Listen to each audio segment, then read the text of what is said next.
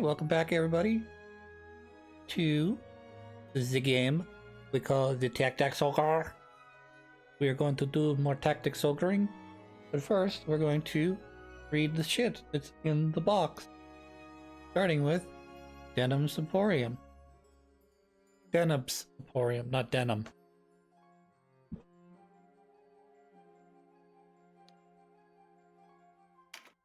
Good news for collectors of trinkets and treasures. We have good fortune running into charming young shopkeeper named Deneb, who stocks all the manner of rare curiosity, peddles her wares as she travels the land, so consider yourself blessed if you happen upon her.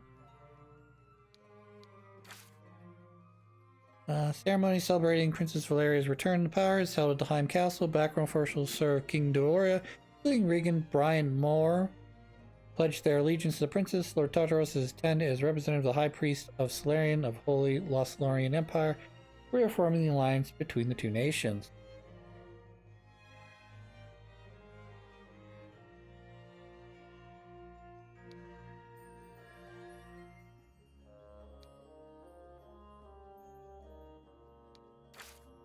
Loyal sons which incorporated soldiers of the former Ogre Resistance and army of the Galgastine appear faltering, still known as the Resistance, pledged to fight the Backroom. But following the capture of Fedora Castle, stalemate has been reached, and some of their numbers now believe the war is futile. We'll keep close watch on further development. Still don't like the logo. Portophilia was divided in fighting following the death of King Doloria, with the current leader Regnan Moman ousting Archpatriarch Meavel. Lord Meavel has gained support since his removal, and the great number of followers wish him reinstated with the Princess Valeria returns to power. Very evil looking schedule. There's been rumors of discord between Bakum and Dark Knights. Now seems to be internal strife of Dark Knights as well. Bakum reveals a new Dark Knight commander broiling Barmesia Castle. Details of the dispute are unknown. Over the past weeks, Dark Knights have been linked to dishonorable acts such as the massacre at Rhyme and the fall of Fedoria Castle. Dark Knight is looking for a scapegoat on which to lay the blame, and thus far have remained silent on the matter.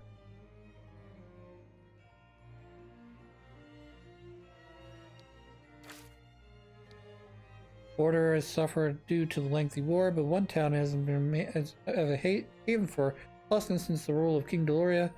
Southwest Collective Fortress lies Ubia, site of the outlaw haven called Amish. Amish has a long history of stopover port for sea traders, but over time it is haunt for pirates and now operates under its own laws. Come to many criminals and former soldiers seeking anonymity, as well as refugees have lost their home in Dolores' Great War.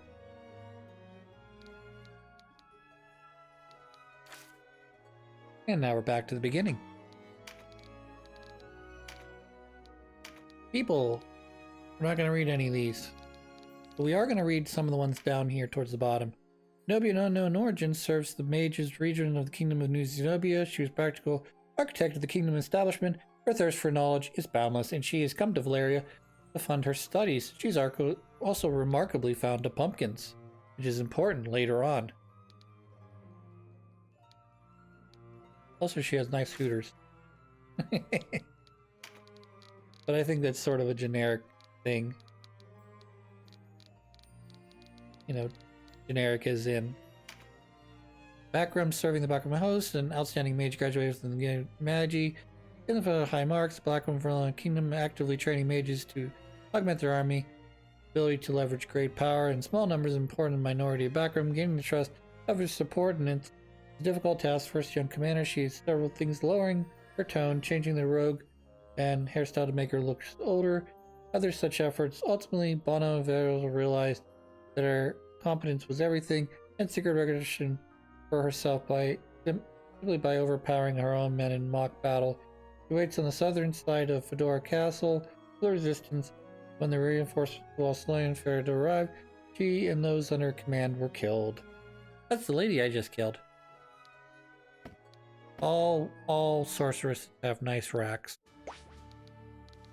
Anywho, in between last episode and this episode, I went into the woods again and grinded out material and gold and platinum and silver, and now I have a ton of money and I've upgraded everybody's armor and weapons. They all look super cool. I also took off all of Denim's armor, and now I gotta put it back on him, which is unfortunate. Because I was expecting to waddle my ass into the castle there, unarmed, and found out that, oh no, that's not how that's gonna go. So I not only have to eliminate 2 people for this battle, because I can only take 10, but I also have to put Dem's armor back, or weapons and armor back on. And all that other fun jazz that goes along with playing the Tactics Ogre, if you will. So let's put his armor back on, and then we'll select some, figure out what units we want to bring, and from there we'll just play this like a normal level. So, have to give me 1 second, but for you it'll just be a split second. Alrighty, now we're going to do the Bahana Islands. The Banana Hananas.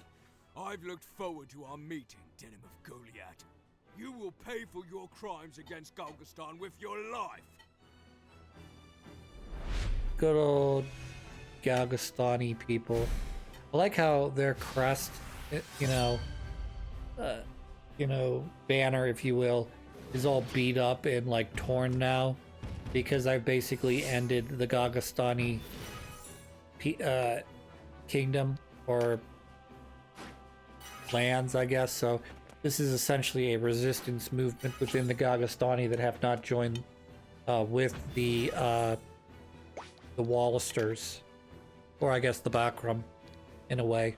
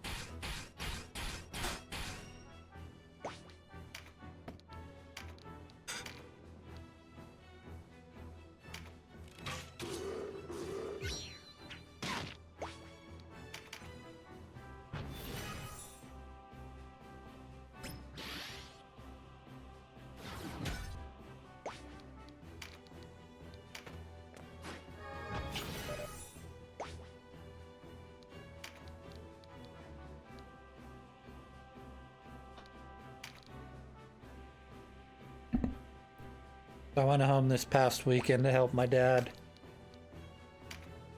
start working on his lawn.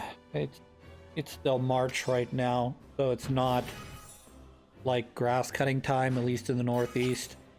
But we're starting to head in that direction. So he's going to take his lawnmower over to get it serviced and the blade sharpened and stuff like that. I gotta probably sharpen my blade on my mower as well while I'm thinking about it. But my dad's obsessed with his lawn, and every year there are portions of his lawn that don't do well because they get too much sun, or usually along the roadside there's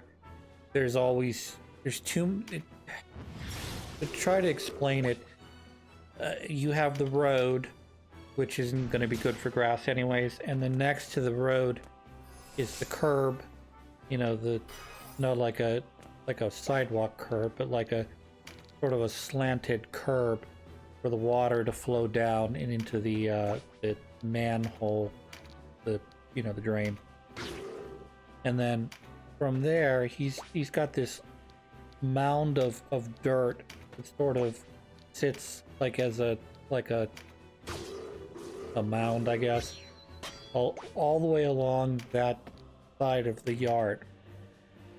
So what ends up happening is the sun ends up baking the shit out of this raised mound next to the curb, and all that grass will get either well, first of all, it'll die.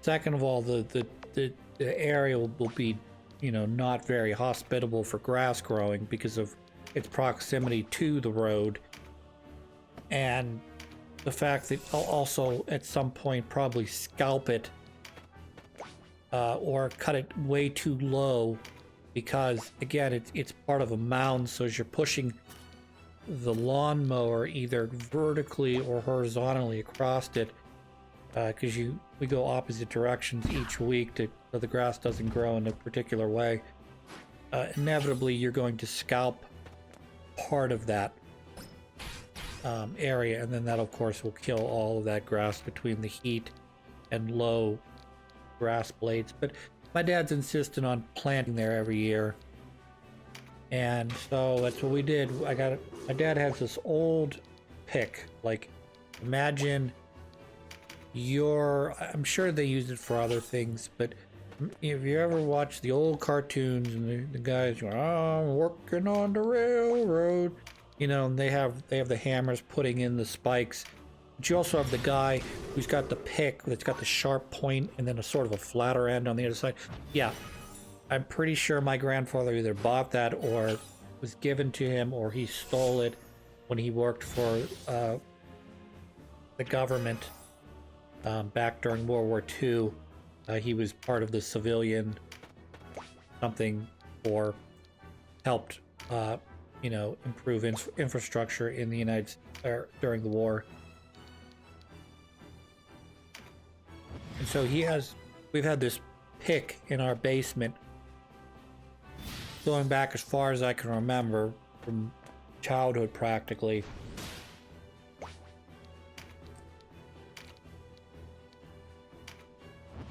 And this tool's really good because at the bottom of the backyard, bottom of my parents' property, the water also filters towards this gully, and that's where the water runs off and into a water basin that, you know, where it'll either evaporate or go somewhere else.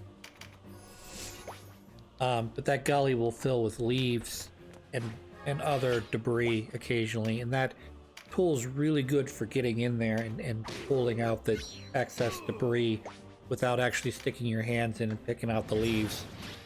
You know, you're creating a channel for the water to run down. But my dad had me take this kind of heavy pick, and we were going through and undoing, you know, poking holes in the ground for my dad to plant seed. Now, we've done this every year for at least the last 5 years. And every year my dad picks a different piece of equipment out and has me use it from our basement. A couple years ago, we have like a little hand rake, like a little, you know, like the little 3-prong thing that you would use in a garden to start, you know, turning up the dirt so you can plant in it. So my dad had me use that one year. Last year we used a grass rake, you know, like one of them big metal grass rakes. Not a leaf rake, you know, that you can go at your local hardware store and it's all, you know, designed for pulling leaves. It's not real hard. This is like a grass rake, which has the really sharp, hard prongs to it. That was what we did last year. This year, my dad had me use the stupid fucking pick. And the one thing I can tell you from those last 3 years is, God dang it, I need to get in fucking shape. Either that or that kind of shit was just like too much. Like it was too much. Because my dad was moving at a relatively, I would say, quick pace. So after a while, I was able to sort of get into an aerobic manner where my heart's beating and I'm breathing and my blood's pumping and everything's good and I'm sort of in a rhythm, if you will. But when you go from not really doing anything super rigorous to very rigorous you know, picking at the dirt with a kind of a heavy tool. You go from 0 to hero. My heart's beating like 130 miles an hour. And, you know, I'm not even going that far. But my dad keeps moving from section to section. I'm trying to keep up with him, so I'm never able to really catch my breath. Then I learned a second important rule that I already knew, which is never work on a full stomach. I just eaten a sub sandwich. We're out there like 15 minutes later, and my stomach starts going, I need oxygen, I need oxygen, I need oxygen. And my brain says, no, I'm sending all the oxygen to the muscles because they need it. And the stomach said, well, if you're not going to give me oxygen, I'm going to throw up this sandwich. So I puked a little bit of it up. But after that, we were done working, so it didn't matter.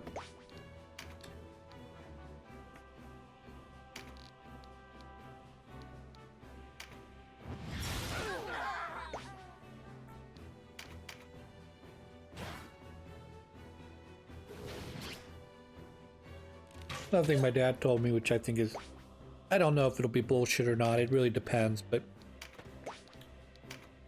my dad always says the following phrase: next time we'll get your brother involved.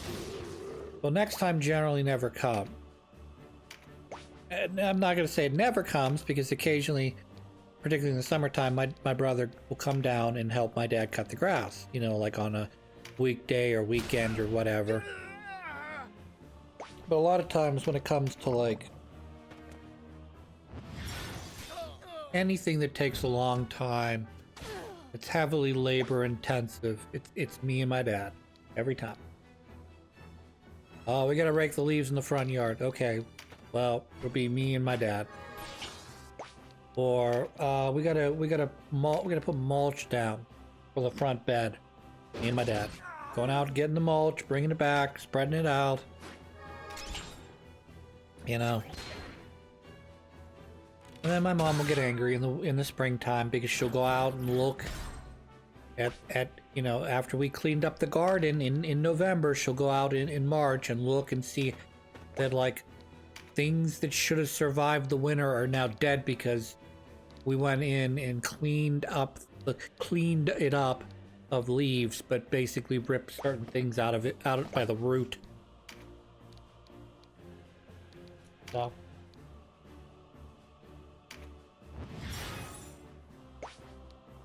my mom will get mad and she'll be like, I can't believe you guys did that. And I'm like, well, you weren't there. You had if you had lived. We're not going to get into the you should have listened to me thing, because you don't say that to your parents ever. Doesn't matter if you're, you know, full adult, you know, coming over to help them out of, you know, no. Their yard, their rules, etc.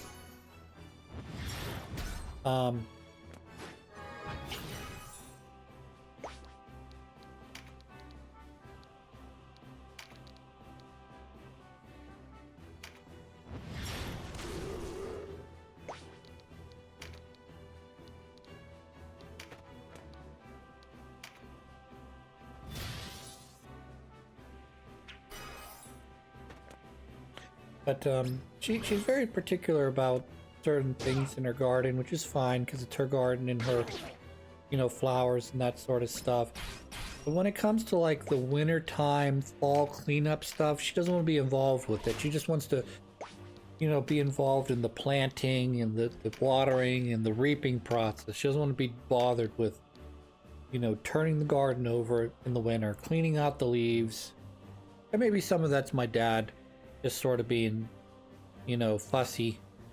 Like, oh, we can't have leaves in the yard, it'll create bare spots. Well, that may be true, but boy, I wish I didn't have to deal with it.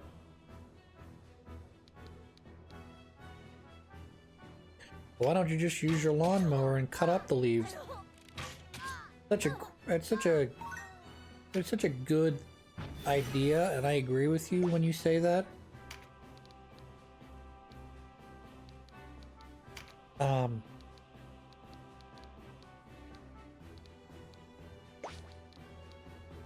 But typically my dad will shut down his lawnmower for the grass cutting season sometime in early November. And we used to have more trees. Now we only have the one on the side of the house, plus the ones that grew up in the, you know, the area down at the bottom of the hill by the gully, which is sort of in a commons area where no one cuts the grass. Anyways, so those leaves will fall. The ones down by the gully will fall sometime in November. But my parents, or whoever developed the neighborhood, put in these trees that don't drop their leaves until mid to late December. They do them very slowly. It's like, you know, if you've ever seen a maple tree in the fall, it'll be green, and then the leaves will start to turn like a yellow or orange or red color, and then they'll all fall down, and then within a week or so they'll all be gone. Tree will be completely bare. Okay. You can chop them up, put them in a bag, rake them to the curb for your local whatever to pick up, township to pick up, however you deal with leaves. But when it's the middle of winter, you don't want to A, go out and rake leaves, B, it's wet and cold, and C, it's like,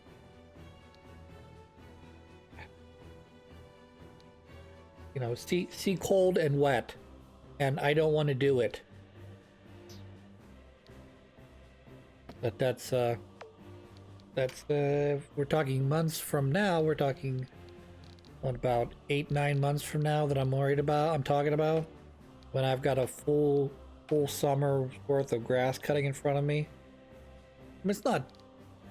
I talk as if I do grass cutting as a business, and it's like, oh no, I'm gonna have to work 12-hour days for the next 6 months as I make money. No, I mean, like, grass cutting is in the spring's annoying because you have to do it twice or 3 times a week because it's growing so fast. But then the summer comes and you're cutting it maybe once a week or once every other week because it's browned out.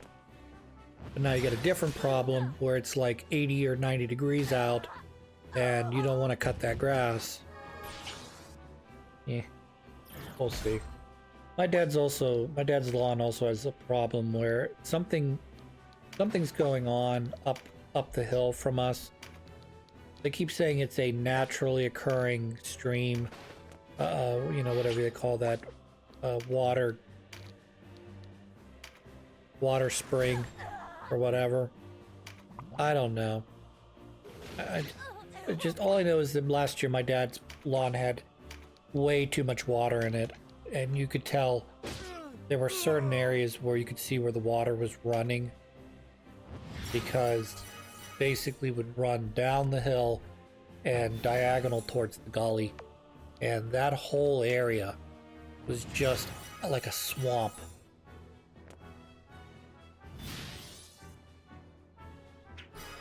Anywho, we're getting close to the end of this battle now.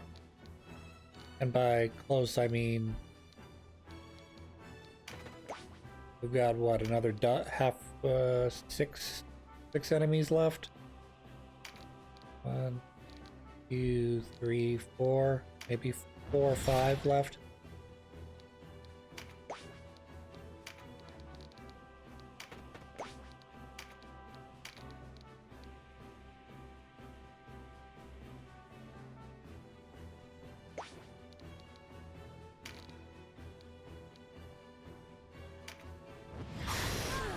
Firestorm.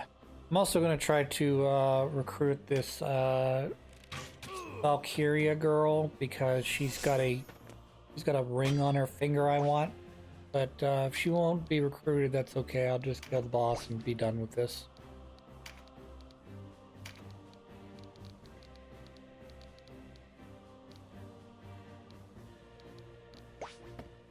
No good.